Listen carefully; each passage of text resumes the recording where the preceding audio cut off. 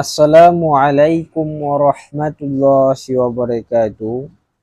প্রিয় দিনী ভাই ও বোনেরা, আজকে আমরা এই ভিডিওতে আলোচনা করব সূরা আল আলাক এর বাংলা অর্থ। সূরা আল আলাক মক্কায় অবতীর্ণ। এর আয়াত রয়েছে 19টি, রুকু রয়েছে 1টি। রহমান রহিম আল্লাহ তাআলার নামে।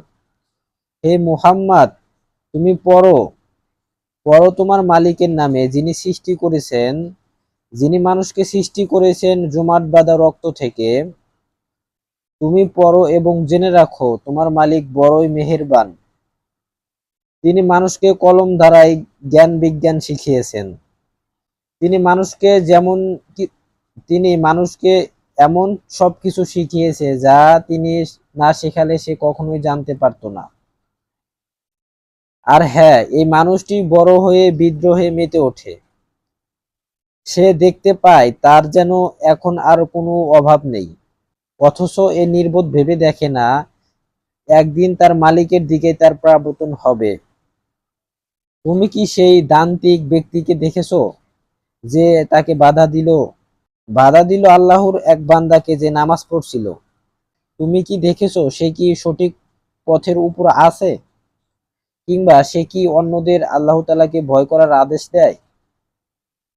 সে ব্যক্তি সম্পর্কে তুমি কি মনে করো? আল্লাহকে মিথ্যা প্রতিপন্ন করে এবং তার থেকে মুখ ফিরিয়ে নেয়। এই তান্ত্রিক লোকটি কি জানে না আল্লাহ তাআলা তার সবকিছু পর্যবেক্ষণ করেছেন? কিছুতেই না। যদি সে এ থেকে ফিরে না আসে, তাহলে অবশ্যই তাকে আমি সম্মুখ ভাগের চুলের গোছা ধরে ছেঁচড়াবো। তুমি কি জানো সে কে যার চুল আমি ছেঁচড়াবো? সে হচ্ছে আমাকে মিথ্যা প্রতিপন্নকারী নাফরমান ব্যক্তিটি। সে আজ বাঁচার জন্য তার সঙ্গী সাথীদের ডেকে আনুক, আমিও তার জন্য আযাবের ফেরেশতাদেরকে ডেকে আনবো। কখনো নয়, তুমি কিছুতেই তার অনুসরণ করো না। তুমি বরং তোমার মালিকের সামনে সেজদাবনত হও এবং তার নৈকট্য লাভ করো।